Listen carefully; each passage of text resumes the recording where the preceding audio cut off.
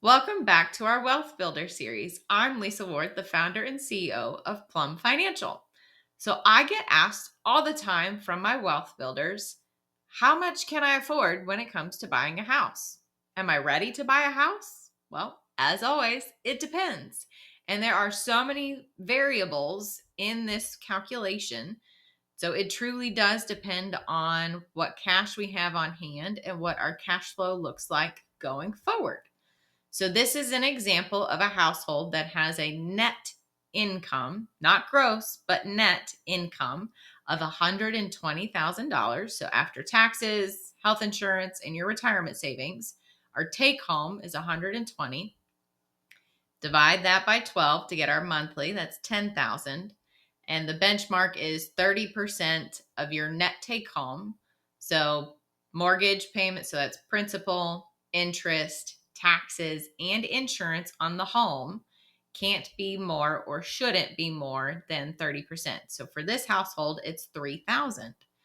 So now depending on where you're located, price per square foot could be completely different. If you're in, say, New York versus California or up in the Midwest, if you're in the city or if you're in a rural area. So lots of things to consider with where to buy a house. But this is an example of pricing here in North Texas.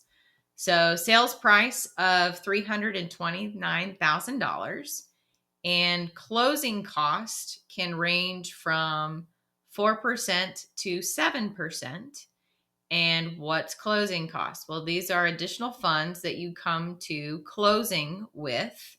So it's not just your down payment, it's down payment plus closing costs. And that's to pay your lender fees for the title insurance and a few other additional fees in that process.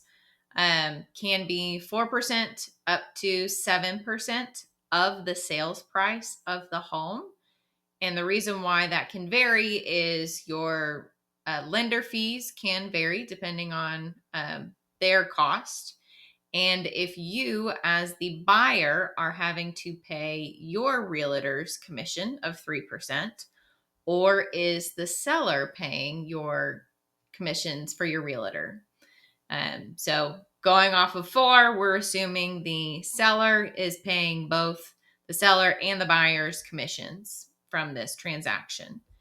And down payment of $30,000, that's cash, ready to go. This home is, we're not doing updates necessarily right off the bat, so we can save and do renovations later.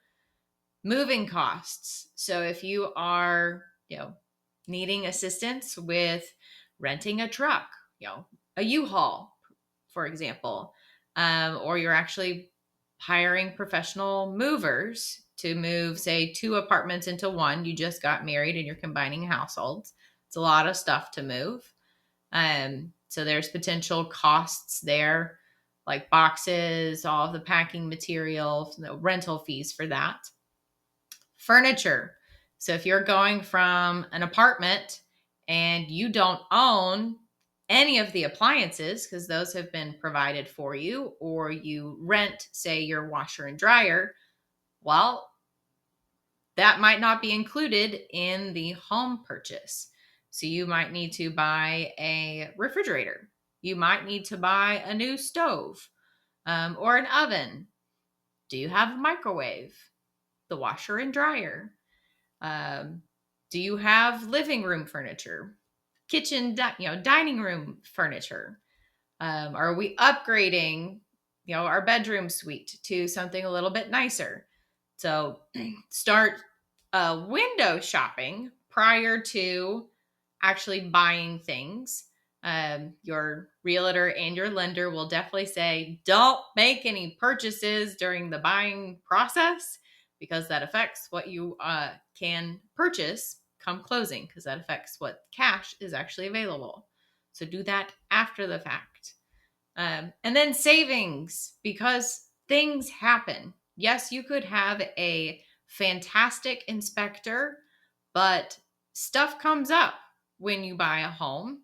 You don't, call the front desk anymore. Hey, my toilet's leaking or it's running or something's wrong with the refrigerator. Nope, that's up to you now. And I have seen this, with my own home. We had, our lovely freeze several years ago. So there was cost for that. That freeze killed a tree in the backyard. Had to take that down. The AC went out. So there was that cost. Landscaping updating throughout being a homeowner.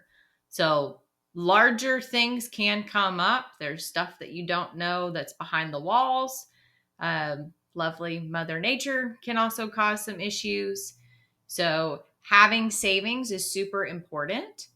And depending on what your household looks like, so if you're an individual, it might be prudent to be more conservative and have 4 to 6 months worth of savings with the new mortgage payment. So heaven forbid stuff comes up, you've got the cash to cover that additional cost.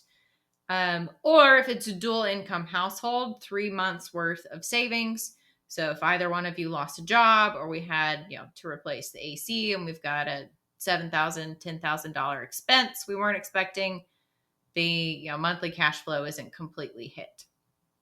So adding up closing cost, down payment, moving furniture, and keeping some in cash reserves after the purchase, that would take $90,000. And all of this calculates to under the $3,000 for the 30% of our net take home. So this could work for a household that looks like this.